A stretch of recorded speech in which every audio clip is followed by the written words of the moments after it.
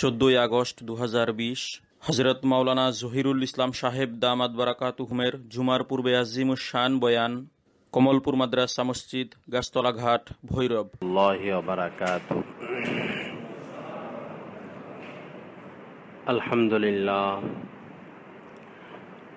আলহামদুলিল্লাহ ওয়া কাফা ওয়া সালামুন আলা ইবাদিহিল্লাযীনা ইসতাফা। আম্মা বা'দ। قال النبي صلى الله تعالى عليه وسلم: ألا إن في الجسد لمضغة إذا صلحت صلحت الجسد كله وإذا فسدت فسدت الجسد كله ألا وهي القلب أو كما قال النبي صلى الله تعالى عليه وسلم.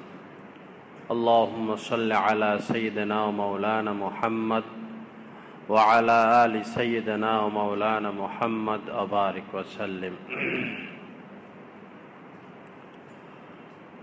বান্দার কাজ হলো সার্বক্ষণিক আল্লাহ পাককে খুশি রাখা, সন্তুষ্ট রাখা। যে বান্দা তার রবকে, তার প্রভুকে খুশি রাখতে পারে, সন্তুষ্ট রাখতে পারে, সেই হচ্ছে প্রকৃত অর্থে বান্দা। তো আমরা যেহেতু আল্লাহ পাকের বান্দা, আমরা মেনে নিয়েছি, স্বীকার করেছি, আমাদের দায়িত্ব হলো আল্লাহকে সন্তুষ্ট রাখা। এমন কথা আমরা বলবো না যে কথার দ্বারা আল্লাহ পাক অসন্তুষ্ট হয়ে যান। এমন পথে হাঁটবো না যে পথের উপর আল্লাহ পাক অসন্তুষ্ট। এমন দিকে আমরা হাত বাড়াবো না যেদিকে হাত বাড়ানোকে আল্লাহ পাক অপছন্দ করেন। তো সার কথা হলো, বান্দার দায়িত্ব সর্বদাই আল্লাহকে খুশি রাখা। এবং বান্দা সবসময় সতর্ক থাকবে, সচেতন থাকবে,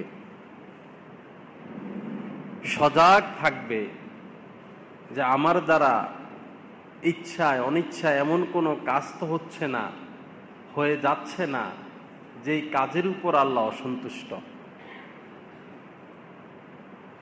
এই ফিকির সার্বক্ষণিক যে আমার রব যেন আমার উপর অসন্তুষ্ট না হন,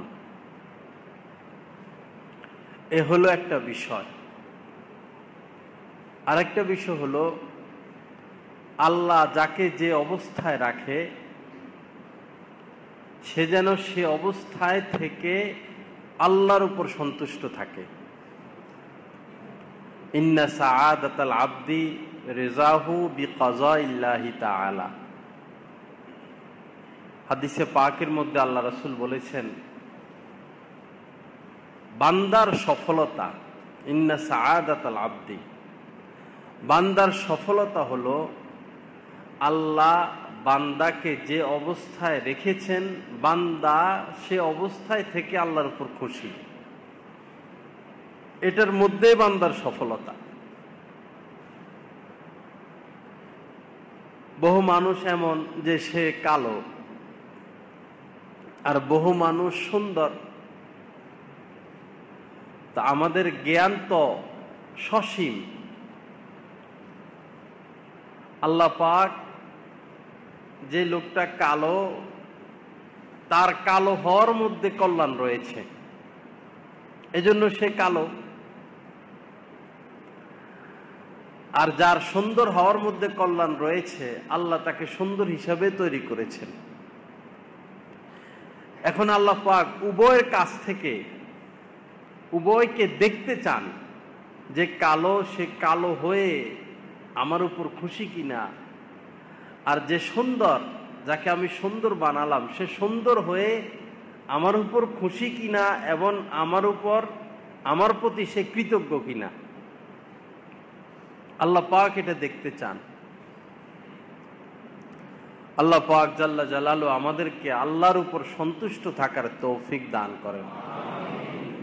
বহু মানুষ আছে জীবনে অভাব অনটন দেখেই নাই,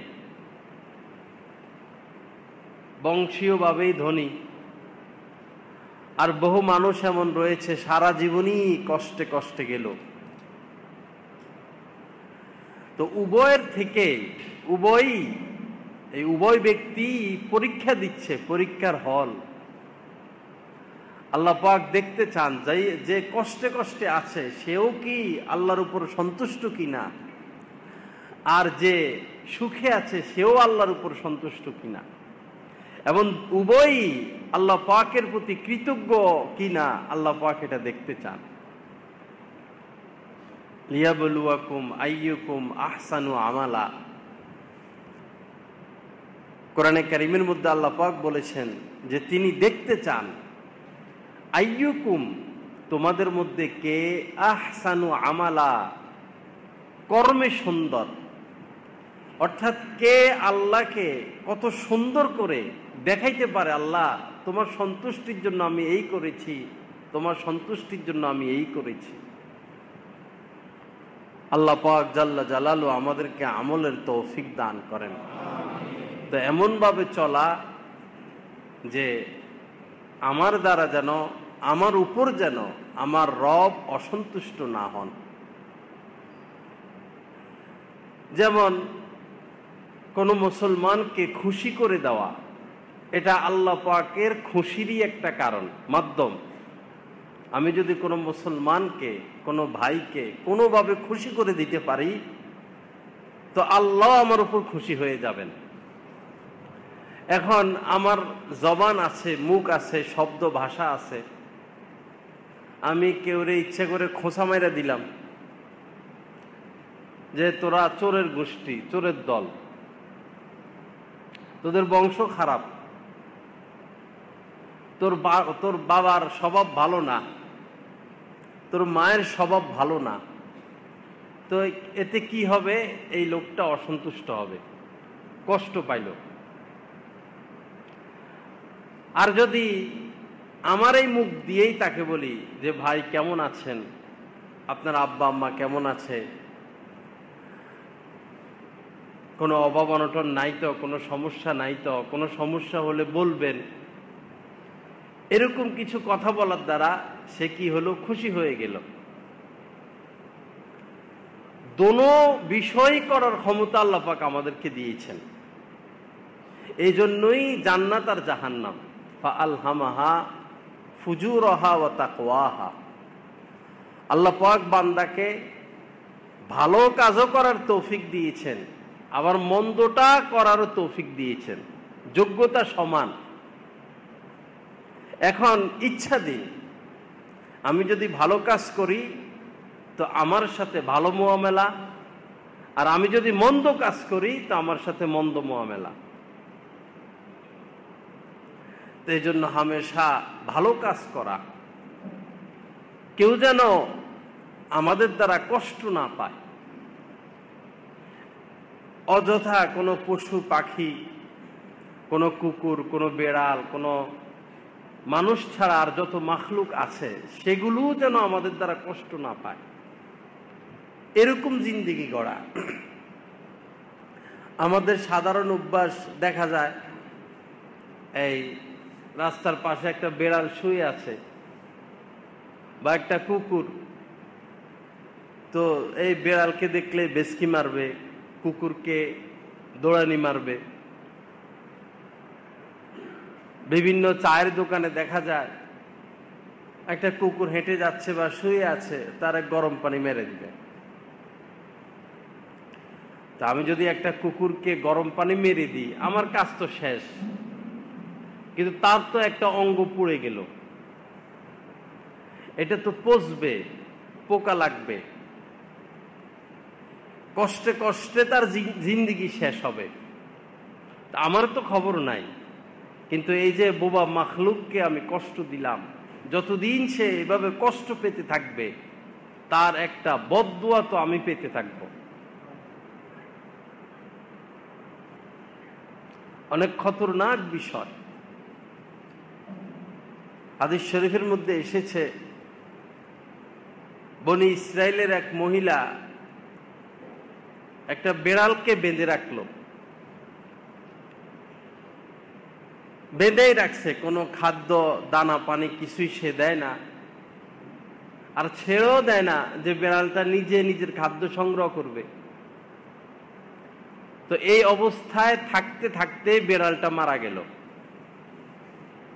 বেঁধে রাখলো, ছেড়েও দেয় নাই, আবার নিজেও খাদ্য খাবার দেয় নাই। তো এই যে অপরাধটা, আল্লাহ রাসূল সাল্লাল্লাহু আলাইহি সাল্লাম বলেছেন, এই অপরাধের কারণে আল্লাহ পাক এই নারীকে জাহান্নামে নিক্ষেপ করেছেন, তার জন্য জাহান্নামের ফয়সালা।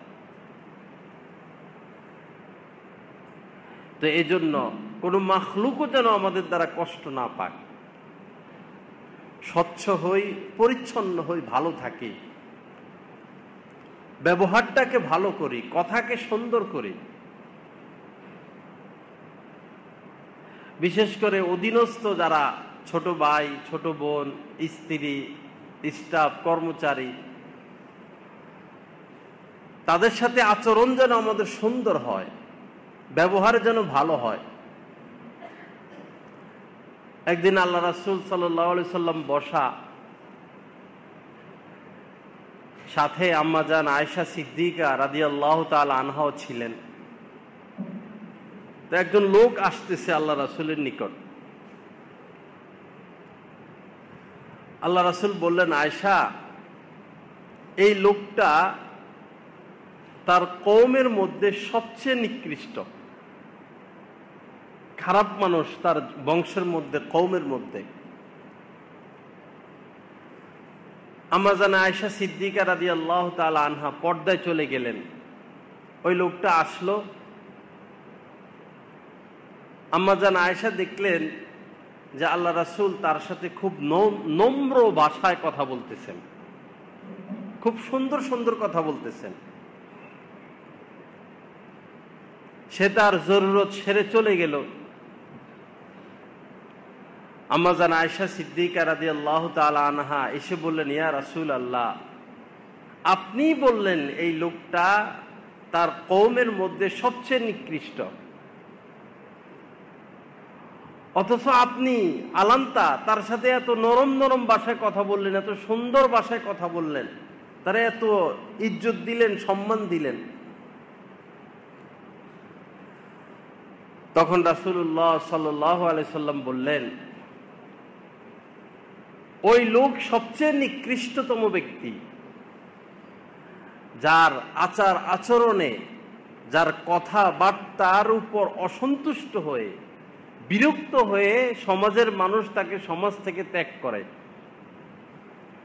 যার আচার আচরণের উপর অসন্তুষ্ট হয়ে, বিরক্ত হয়ে, যার কথাবার্তার উপর বিরক্ত হয়ে সমাজের মানুষ সমাজ থেকে বের করে দেয়, ওই লোক হচ্ছে সবচেয়ে নিকৃষ্টতম ব্যক্তি। তো এটার দ্বারা আমরা শিখলাম বা বুঝলাম যে একজন মানুষ যত খারাপ হোক, আমি তার সাথে খারাপ আচরণ করব না। হোক রিক্সাওয়ালা, হোক সুইপার, হোক ঝাড়ুদার, যেই হোক, সে নিকৃষ্ট হতে পারে, আমি তো নিকৃষ্ট হতে পারি না। কুকুর মানুষকে কামড় দেয়, মানুষ তো কুকুরকে কামড় দেয় না। কুকুরের কাজ কুকুর করলো, এখন মানুষও যদি যায়া কুকুরকে কামড় দেয়, তো মানুষ আর কুকুরের মধ্যে পার্থক্য রইল কোথায়? কেউ আমার সাথে 1000 বার দুর্ব্যবহার করতে পারে, 1,00,000 বার দুর্ব্যবহার করতে পারে, এটা তার বিষয়, কিন্তু আমি তো পারি না তার সাথে দুর্ব্যবহার করতে, কারণ আমি তো আল্লাহর বান্দা, আমি তো নবীজির উম্মত। কোরআনে কারীমের মধ্যে আল্লাহ পাক বলেছেন, ওয়ালাউ কুনতা ফাজ্জান গালিজাল কলবি লানফাদ্দু মিন হাওলিক।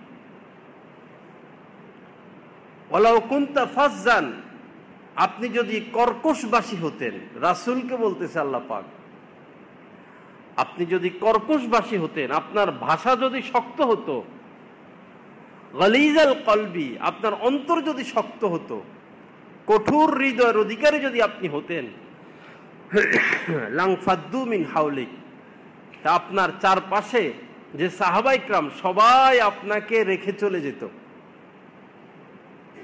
কেউ আপনার পাশে থাকতো না। তো বোঝা গেল ভালো ব্যবহারের কত গুরুত্ব।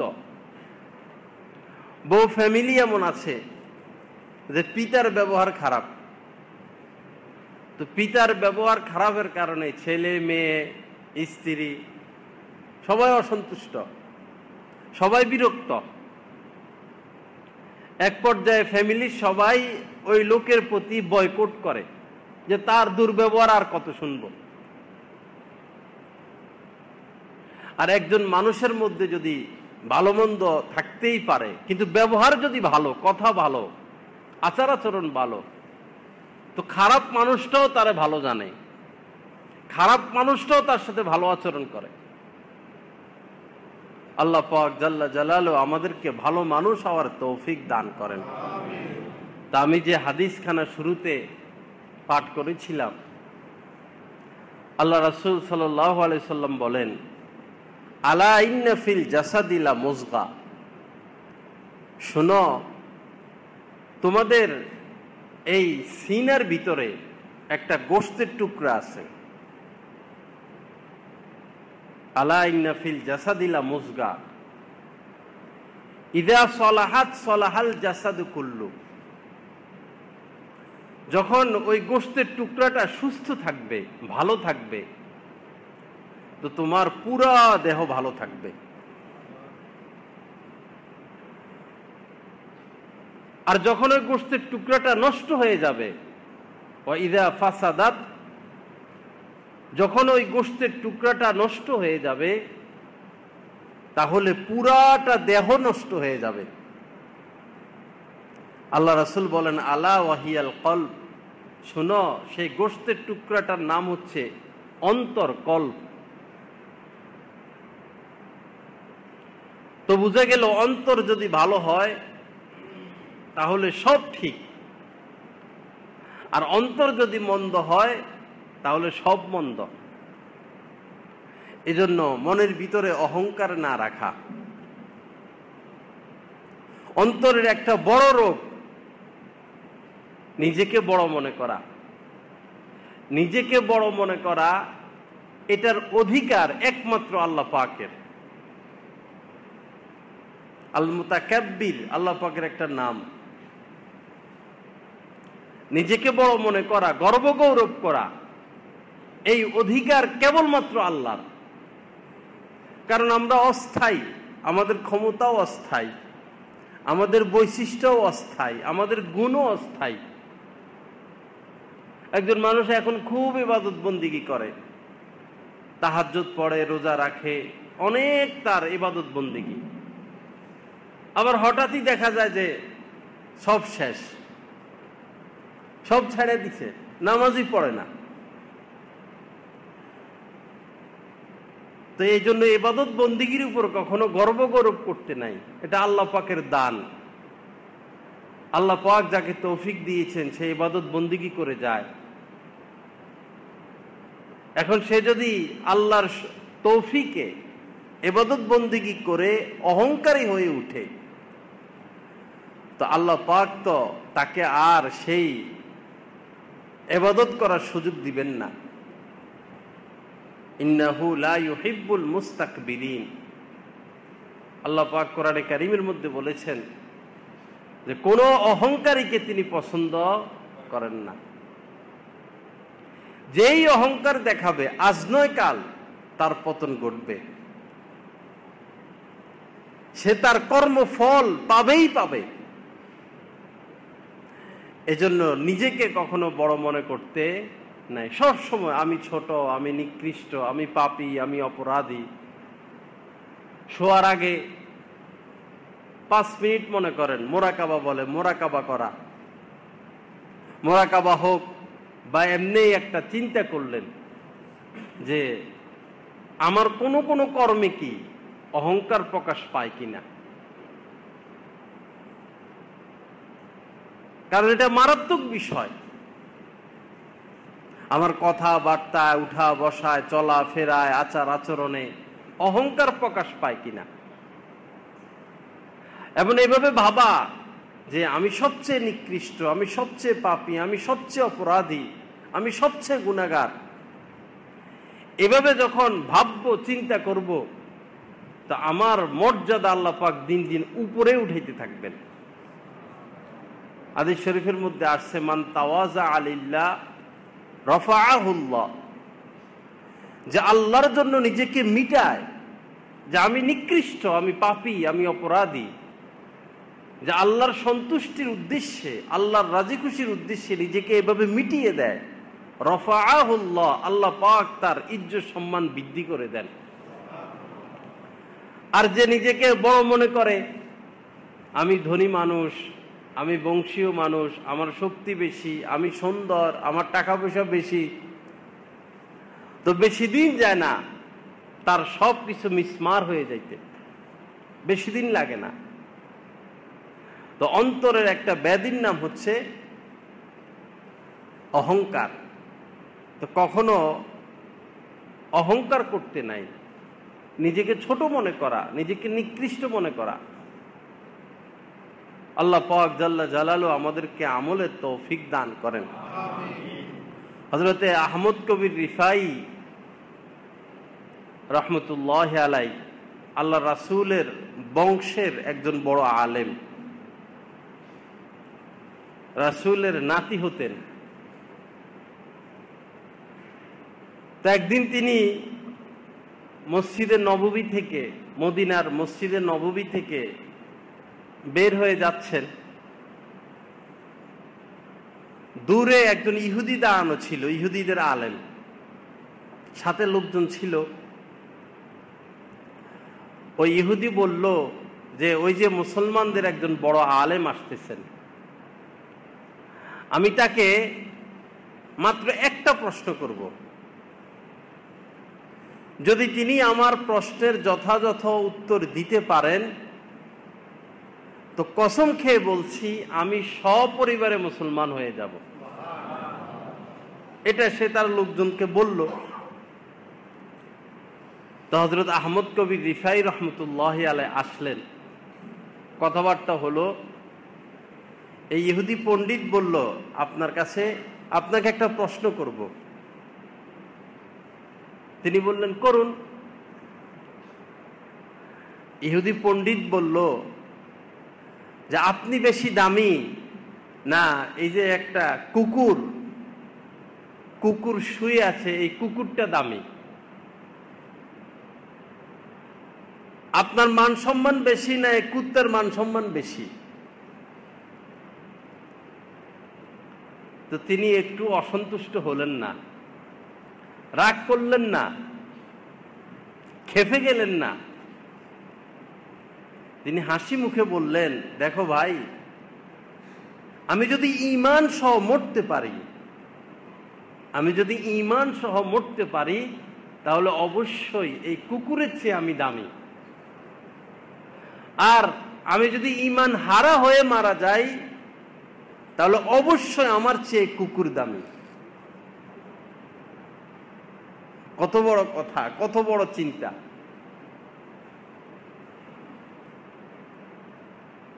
সাথে সে প্রশ্নের উত্তরে সন্তুষ্ট হলো, সাথে সাথেই ওই ইহুদি সপরিবারে মুসলমান হয়ে গেল। তো আল্লাহ ওয়ালারা নিজেকে এই কুকুরের থেকেও নিকৃষ্ট মনে করেন। এক বুজুর্গ ছিলেন, মসজিদে যাচ্ছেন, তাকবীরুল্লাহ ধরা লাগবে, একটা কুকুর ওই পাশ থেকে আসতেছেন। রাস্তা বৃষ্টি হওয়ার কারণে রাস্তা কাদাযুক্ত, অল্প একটু রাস্তা ভালো, একজন যাইতে পারে। তো তিনি মসজিদে নামাজ পড়তে যাবেন, এজন্য তিনিও যাইতে চান, ওদিকে একটা কুকুরও আসতে চায়। কুকুর তাকে কোনো সাইড দেয় না, তিনিও কুকুরকে সাইড দিচ্ছেন না, মুখোমুখি। উনার ইচ্ছা হলো যে আমি তো নামাজ পড়বো, কুকুরটা সরে গেলে তো হলো, আর কুকুরতে সরেই যায়। এখন আজকে আর কুকুর সরে না, কুকুরও উনাকে সাইড দিচ্ছে না, আর উনিও সাইড দিচ্ছেন না। তো আল্লাহ পাক ওই কুকুরের জবান খুলে দিল। কুকুর বলল যে এতদিন তো জানতাম যে আপনি এই জমিনের মানুষদের মধ্যে শ্রেষ্ঠ মানুষ, আজকে তো দেখলাম আপনি নিজেকে কুকুরের চেয়ে উৎকৃষ্ট মনে করেন। যদি তাই না হতো তাহলে আমাকে কেন আপনি সাইড দিচ্ছেন না, আমাকে কেন আপনি নাথিং মনে করে রাস্তা থেকে সরিয়ে দিচ্ছেন? আপনি যদি শ্রেষ্ঠ হতেন, শ্রেষ্ঠ ব্যক্তি হতেন, তাহলে তো আপনি নিজেকে কুকুরের চেয়ে নিকৃষ্ট মনে করতেন। তো বোঝা গেল আল্লাহ ওয়ালারা নিজেকে জন্তু জানোয়ারের চেয়েও নিকৃষ্ট মনে করে। এটা হচ্ছে কাজ, আল্লাহর সন্তুষ্টির মাধ্যম, সন্তুষ্টির কারণ নিজেকে ছোট মনে করা, নিজেকে নিকৃষ্ট মনে করা। আল্লাহ পাক জাল্লা জালালু আমাদেরকে নিজেকে নিকৃষ্ট মনে করার তৌফিক দান করেন। কোন গরিব মিসকিনের হাতে কোন দান সৎকার দেওয়ার সময়ও নিজেকে বড় মনে না করা, বরং আল্লাহর দরবারে শুকরিয়া আদায় করা যে আমি তাকে 10টা টাকা দিতে পারলাম। এটা মনে করা না যে আমাদের সহযোগিতায় তোরা খাস, তোরা চলুস, যা তোরে ভিক্ষা দিলাম, এরকম না। মনোভাব থাকবে এই যে তাকে দিতে পেরে নিজেকে শুকরিয়া আদায় করা যে আল্লাহ তুমি তৌফিক দিলা, এই গরিব মানুষকে কিছু দিতে পারলাম। তো সর্ববিষয়ে নিজেকে নিকৃষ্ট মনে করা, নিজেকে পাপী মনে করা, অপরাধী মনে করা, তো এটা হচ্ছে আত্মার একটা রোগ, অহংকার। কোনোভাবেই নিজেকে বড় মনে না করা, এটা রাসূলের শিক্ষা। আল্লাহ পাক জাল্লা জালালু আমাদেরকে এই কথাগুলোর উপর আমলের তৌফিক দান করেন। আত্মার সমস্ত ব্যাধি থেকে আমাদেরকে বাঁচার তৌফিক দান করেন। দেখুন, আত্মার রোগ আর শরীরে শারীরিক রোগ, দুই রোগ। এমন এমন শারীরিক রোগ আছে যে রোগে মারা গেলে শাহাদাতের মর্তবা পাওয়া যায়। যেমন পেটের রোগে যদি কেউ মারা যায়, হাদিস শরীফের মধ্যে আসছে, কেউ যদি পেটের রোগে মারা যায় আল্লাহ পাক তাকে শাহাদাতের মর্তবা দিবেন। আর এমনও শরীরে কোনো রোগ হলে এটার অনেক সওয়াব, জ্বর হোক, কাশি হোক, যে কোনো কষ্টের কারণে আল্লাহ পাক নেকি দিবেন। কিন্তু আত্মার রোগ ভিন্ন।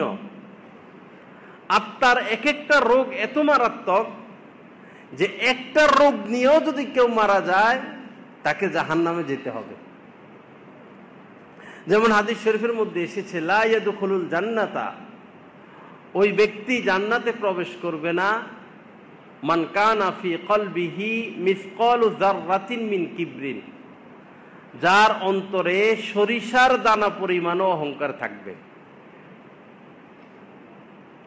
সরিষার দানা পরিমাণও যে নিজেকে বড় মনে করে, আমি কিছু, আমি হাজী সাহেব, আমি দানবী, আমি বড় বংশের মানুষ, আমি মালিক, আমি বাড়িওয়ালা, আমি স্থানীয়, যে কোনো দাপট, যে কোনো এরকম অহংকারী মন মানসিকতা নিয়ে যেই মারা যাবে তাকে আগে জাহান্নামে যেতে হবে।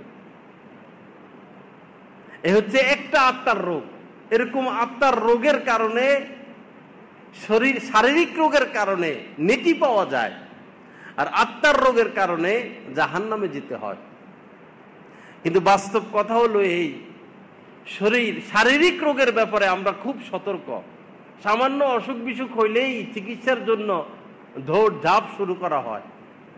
কিন্তু আত্মার ভিতরে যে কত রোগ, কত বিমারি, এটার চিকিৎসার জন্য আমাদের কোনো ফিকির নাই, কোনো ফিকির নাই। কুধারণা, এটা হলো একটা আগুন।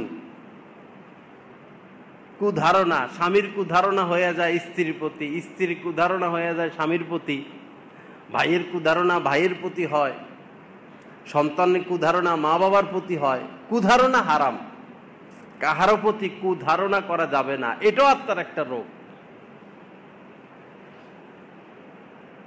বিভিন্ন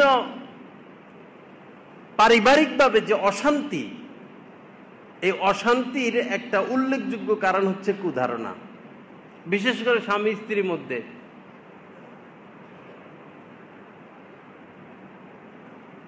তা আমাদের অজান্তে আমরা হাজার হাজার কুধারণা করে বসি, যার কারণে পাপে লিপ্ত হচ্ছে। তো কুধারণা সহ আত্মার যে বিমারিগুলো, এগুলো করার দ্বারা এক তো আমরা পাপী হচ্ছি, দ্বিতীয় আমরা ক্ষতিগ্রস্ত হচ্ছি, আমাদের জীবনটা কষ্টকর হয়ে যায়, আমাদের চলাফেরা উঠা বসা কষ্টকর হয়ে যায়, বেঁচে থাকা কষ্টকর হয়ে যায়। তো এই জন্য আত্মার রোগের ব্যাপারে, আত্মার চিকিৎসার ব্যাপারে অগ্রসর হওয়া এটা কঠিন কিছু না। আত্মার চিকিৎসার জন্য অনেক বেশি কিছু যে করতে হবে এরকম না। যেমন মনে করুন অহংকার, অহংকার থেকে বাঁচার জন্য আগে আগে সালাম দেওয়া, ছোট বড় সকলকে সালাম দেওয়া। যে আগে সালাম দেয় সে অহংকার মুক্ত। আগে আগে সালাম দিব, দৈনিক 20 বার যদি সালাম দেওয়া হয় তো তার অনেক ফজিলত। তা আমি যদি অহংকার থেকে বাঁচার নিয়তে সালাম দেই 20 বার কি কয়েকবার হয়ে যাবে। এরপরে এটা চিন্তা করা এভাবে যে আল্লাহ আমাকে যে নিয়ামত দিয়েছেন, একসময় তো ছিল না, একসময় আমি গরিবই ছিলাম, একসময় হয়তো কিছুই ছিল না, আল্লাহ পাক দিয়েছেন, আবার তিনি নিয়েও যেতে পারেন। যিনি দিয়েছেন তিনি নিয়েও যেতে পারেন। তা আমি যে সম্পদ নিয়ে গর্ব করি, এটা তো কচু পাতার পানির মতো, এটা তো আরেকজনের, এটা তো আল্লাহ পাকের দেওয়া। আল্লাহ দিয়েছেন, আল্লাহ আবার নিয়েও যেতে পারেন। তা আমি কি নিয়ে অহংকার করব? আল্লাহ মুহূর্তের মধ্যে ফকির বানাতে পারেন, আবার মুহূর্তের মধ্যে বাদশাও বানাইতে পারেন। আবার অনেক সময় অহংকার আসে ইবাদত বন্দিগি নিয়ে। খুব ইবাদত বন্দিগি হচ্ছে, খুব ইবাদত বন্দিগি হচ্ছে, এখন একটা অহংকার আসে, আমি তাহাজ্জুদ পড়ি, আমি 5 ওয়াক্ত নামাজ পড়ি, আমি দাড়ি রাখলাম, টুপি পরি, পাঞ্জাবি পরি, ইবাদতের উপর একটা অহংকার আসে। তখন এটাও এভাবে চিন্তা করা যে কত মানুষ দেখলাম সারা রাত তাহাজ্জুদ পড়ে, 1 সপ্তাহ পরে শেষ, বেলুনের বাতাসের মতো।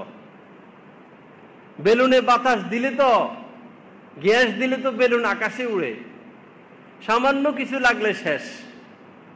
তা আমার মধ্যে যে ইবাদত বন্দেগী, আমি যে অহংকার করতেছি, এটা তো বেলুনের বাতাসের মতো, যে কোনো মুহূর্তে শেষ হয়ে যেতে পারে। তখন এই অহংকার আর কি কাজে লাগবে? আর ইবাদত বন্দেগী তো আল্লাহ তৌফিক দিয়েছেন, সে কারণে পারতেছি। যদি আমি অসুস্থ হতাম তাহলে এখন হাসপাতালে থাকতাম, হয়তো কোনো কারণে জেলেও থাকতে পারতাম, হয়তো কোনো কারণে সফরেও থাকতে পারতাম। এই যে নিরাপদভাবে জুমা পড়তে আসার সুযোগ, এটা আল্লাহ পাকের দান, আল্লাহর মেহেরবানি। তো ইবাদত করতে পারা এটাও আল্লাহ পাকের মেহেরবানি, আল্লাহ তৌফিক দিয়েছেন। আমার অহংকারের কি আছে? বরং আমি শুকরিয়া না আদায় করব যে আল্লাহ তুমি তৌফিক দিয়েছ। তো শুকরিয়া আদায় করলে হবে কি, লা ইন শাকারতুম লা আযীদান্নাকুম, শুকরিয়া আদায় করলে আল্লাহ পাক নিয়ামত বাড়াইয়া দিবেন, অর্থাৎ আরো বেশি ইবাদতের তৌফিক দিবেন। আল্লাহ পাক জাল্লা জালালু আমাদেরকে আমল করার তৌফিক দান করেন। তো ভাইরা, সার কথা হলো আত্মার রোগের ব্যাপারে আমরা একটু সতর্ক হব। হিংসা, মনে করেন হিংসা তো একটা আগুন। হাদিস শরীফের মধ্যে এসেছে, ইন্নাল হাসাদা ইয়াকুলুল হাসানাত কামা তাকুলুন নারুল হাতাবা, যে আগুন শুকনা কাঠকে জ্বালিয়ে যেভাবে ছাই করে দেয়, হিংসা মানুষের নেক আমলকে এভাবে জ্বালিয়ে শেষ করে দেয়, নেক আমল শেষ হয়ে যায়। এই তো একটা ক্ষতি। আরেকটা ক্ষতি হলো, হিংসা করলে ভিতরে আগুন জ্বলে সবসময়। যার প্রতি আমার হিংসা, তার কোনো কল্যাণই আমি দেখতে পারি না, তার কোনো ভালো আমি দেখতে পারি না। তো এই জন্য কাহারও প্রতি হিংসা না রাখা। এখন যদি হিংসা অটোমেটিকই যদি হয়ে থাকে, অটোমেটিকলি হিংসা আসে। কাহারও কল্যাণ দেখলে হিংসা আসে, কারো সম্পদ দেখলে হিংসা আসে, কারো সুনাম শুনলে হিংসা আসে, জ্বলে উঠে ভিতরে। এটার বাঁচার উপায় কি? এটার চিকিৎসা কি? এটার চিকিৎসা একবারই সহজ, একবারই সহজ। সেটা হলো যে ওই ব্যক্তির জন্য দোয়া করা যার প্রতি হিংসা। মনে করেন তার টাকা পয়সা নিয়ে হিংসা, সে 5 তলা বিল্ডিং বানায় ফেললো, এখন তার প্রতি হিংসা। এখন আপনি উল্টা দোয়া করবেন, আল্লাহ সে তো একটা 5 তলা বিল্ডিং এর মালিক হলো, তাকে এরকম 10টা 20টা 50টা বিল্ডিং এর মালিক বানাইয়া দেন। এই দোয়া করা অনেক কঠিন, কষ্ট লাগবে, ভিতরে লাগুক। ওই লাগার দ্বারা, ভিতরে চোট লাগার দ্বারা অন্তরটা পরিষ্কার হবে, অন্তরের জং দূর হয়ে যাবে, আপনি হিংসামুক্ত হয়ে যাবেন। আর হিংসা নিয়ে যদি বেঁচে থাকে কেউ, কোনোদিন সে সুখ পাবে না, শান্তি পাবে না। এজন্য যার প্রতি হিংসা হয়, 5 ওয়াক্ত নামাজের পর যখনই তার কথা মনে পড়ে বা হিংসার আগুন জ্বলে উঠে, যেই বিষয় হিংসা অথবা সর্ব বিষয়ে তার কল্যাণের জন্য দোয়া করা। আল্লাহ তাকে সুখে রাখেন, তাকে শান্তিতে রাখেন, তাকে ইজ্জত দান করেন, তার সম্পদ আরো বাড়াইয়া দেন। এভাবে যখন দোয়া করতে থাকবো, বেশি না 15-20 দিন বা 1 মাস, এর মধ্যে ইনশাআল্লাহ আমি হিংসা মুক্ত হয়ে যাব। আল্লাহ পাক জাল্লা জালালু আমাদেরকে হিংসা মুক্ত হওয়ার তৌফিক দান করেন। তো যাই হোক বাবা, শুরুর কথায় আমরা যাই। বান্দার কাজ হলো আল্লাহকে সন্তুষ্ট রাখা। সব সময় আমরা খেয়াল রাখবো যে আল্লাহ আমার উপর তো অসন্তুষ্ট হচ্ছেন না। আল্লাহ পাক সাধারণত অসন্তুষ্ট হন গুনাহের কারণে, পাপের কারণে। বান্দা যদি পাপ মুক্ত থাকে তো বুঝতে হবে এই বান্দার উপরে আল্লাহ সন্তুষ্ট। আর বান্দা যদি পাপে লিপ্ত হয় তো বুঝে নিতে হবে যে আল্লাহ এ বান্দার উপর অসন্তুষ্ট। বাংলাদেশের প্রেসিডেন্ট যদি কোনো ব্যক্তির উপর অসন্তুষ্ট হয়, রাগান্বিত হন, তার কি উপায়? সে পলায়া কয়দিন থাকবে? তার শান্তি নেই এ দেশে, প্রেসিডেন্টই তার উপর অসন্তুষ্ট। তো যিনি মহান প্রেসিডেন্ট, সমস্ত বাদশার বাদশাহ, তিনি যদি কাহার উপর অসন্তুষ্ট হন তাহলে তার কি উপায় হবে? এজন্য আল্লাহকে অসন্তুষ্ট না রাখা, সমস্ত পাপ থেকে বেঁচে থাকার এক যুদ্ধ, অদম্য যুদ্ধ, সার্বক্ষণিক যুদ্ধ। আমাদের যুদ্ধ, একটা যুদ্ধের ময়দানে আমরা আছি। আমাদের প্রতিপক্ষ হলো আমাদের নফস আর ইবলিস শয়তান।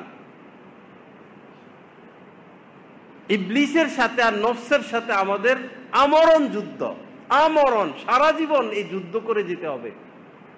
তারা পাপের দিকে টানবে আর আমি নিজেকে রক্ষা করব, সে পথে আমি যাব না। যদি যাই তা আল্লাহ অসন্তুষ্ট, আমার দুনিয়াও শেষ, আখিরাতও শেষ। আল্লাহ পাক আমাদেরকে পাপ মুক্ত থাকার তৌফিক দান করেন। বিশেষ করে ব্যবসা বাণিজ্য, ব্যবসায়িক এলাকা, সুদে ঘুষে যেন জীবন না হয়, সুদে ঘুষে যেন জীবন না হয়।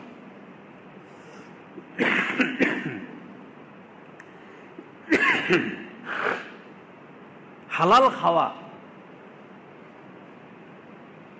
যারা হারাম খায় তাদের জিন্দেগি আসলে শিয়ালের মতো। শিয়াল খাদ্য খাবার পায়, এরা কিন্তু কুকুরের থেকে শক্তিশালী একবারে কম না। কিন্তু শিয়াল তো কুকুরের সামনে দাঁড়াইতে পারে না, কারণ সে শিয়াল।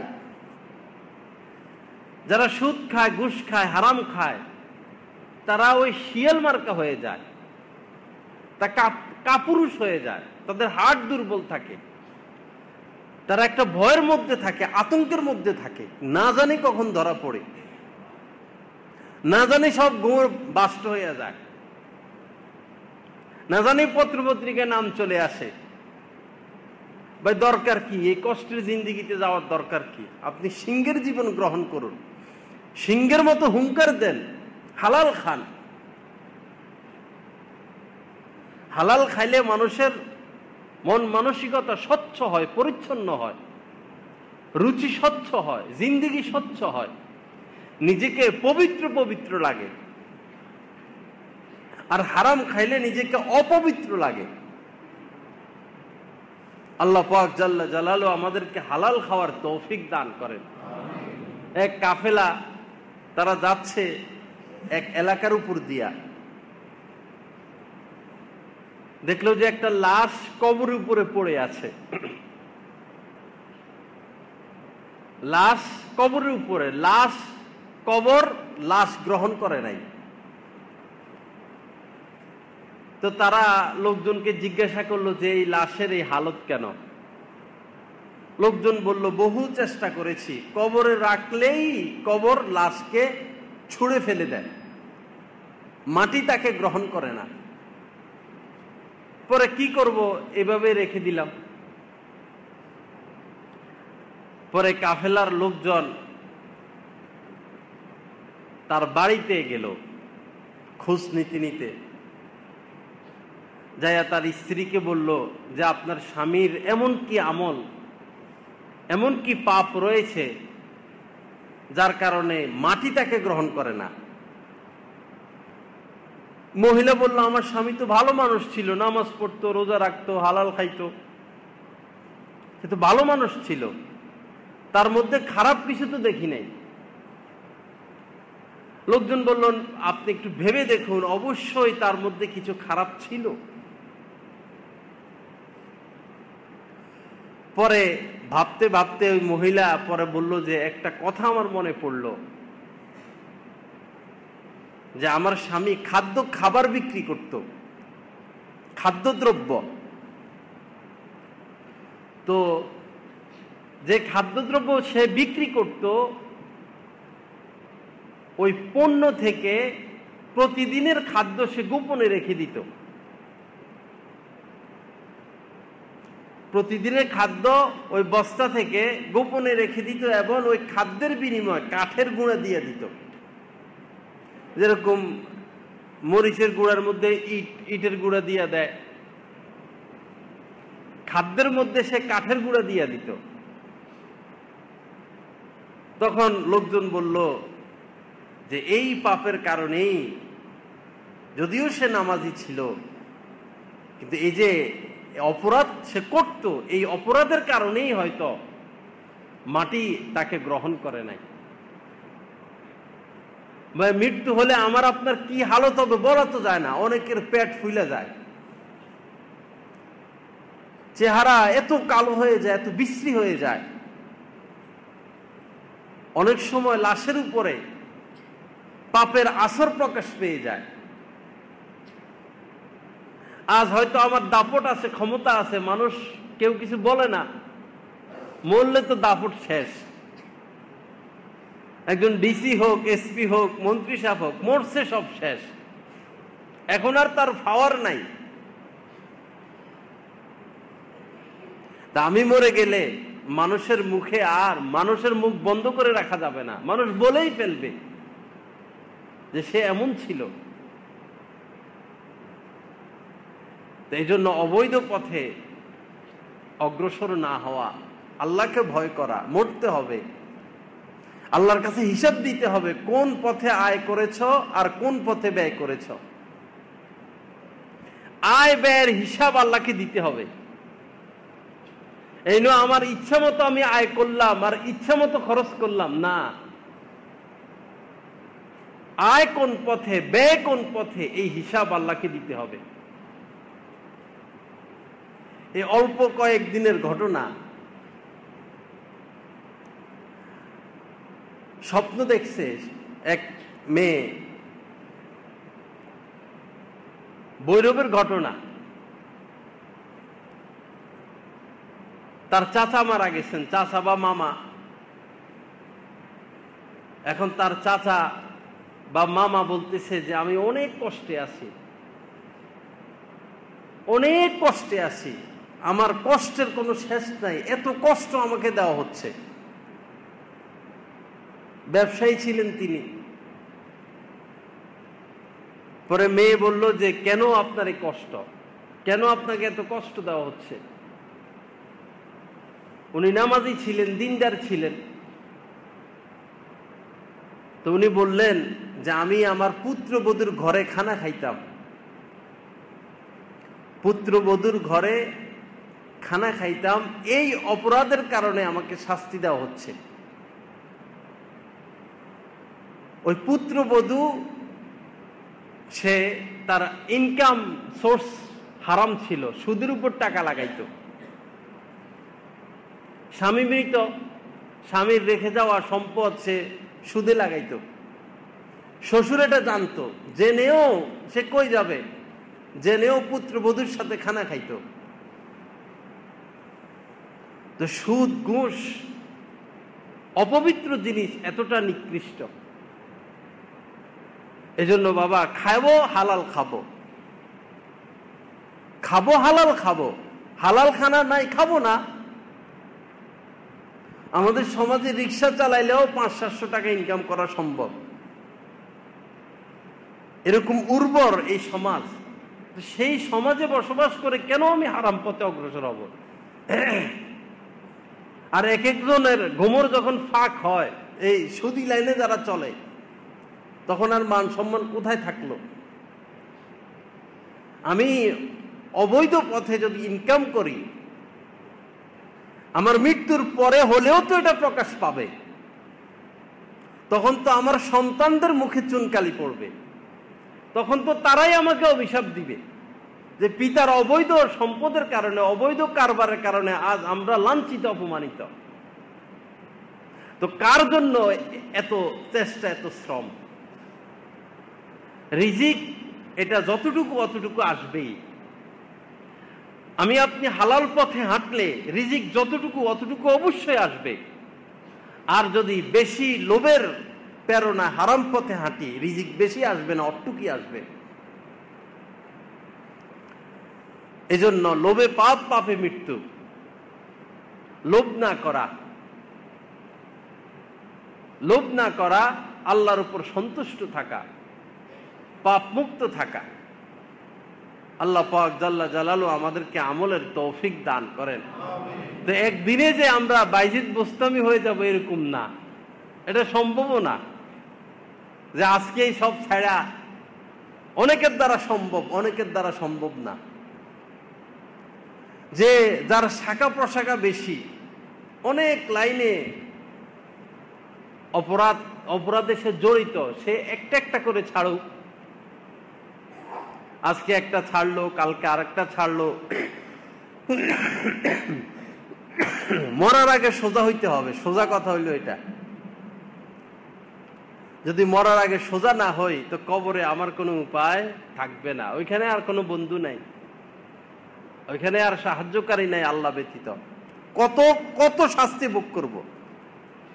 কত রাজা বাদশাহ আজ তাদের আত্মচিৎকার, কত জ্ঞানী গুণী, কত সম্পদশালীর আজ কত কষ্ট।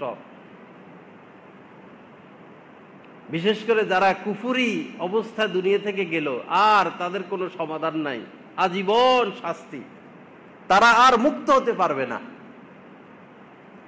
আর যারা পাপ জড়িত কারণে তওবা ছাড়া মারা গেল, তারাও তো কষ্টকর অবস্থায় আছে। তো কেন আমি নিজেকে ধ্বংসের দিকে ঠেলে দিব? পাপের পথ, পাপের কাজ এমন যে দুনিয়াও আমার বিষাক্ত হবে, আখিরাতও বিষাক্ত হবে। পাপের পথ, নিষিদ্ধ পথ আমার দুনিয়ার জিন্দেগিকেও বিষাক্ত করে তুলবে, আমার মৃত্যুর পরে জিন্দেগিকেও বিষাক্ত করে তুলবে। আল্লাহ পাক জাল্লা জালালু আমাদের সকলকে নিজ করমে সমস্ত পাপের পথ বর্জন করার তৌফিক দান করেন। ওয়া আখির দাওয়ানা আলহামদুলিল্লাহি রাব্বিল আলামিন ওয়া সাল্লাল্লাহু আলান নবিয়্যিল কারীম। হযরত ওয়ালা দামাত বারাকাতুহুমের প্রতিটি বয়ান প্রচার করা হচ্ছে টেলিগ্রাম এবং হোয়াটসঅ্যাপের মাধ্যমে। বয়ান পেতে যোগাযোগ করুন 01777 420 173।